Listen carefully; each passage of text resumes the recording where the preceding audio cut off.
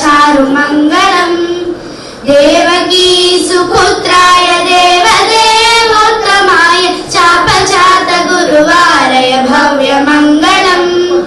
पुण्डरीकाक्षाय पूर्णचन्द्रवदनाय अण्डजातवाहनाय अतुलमङ्गलम्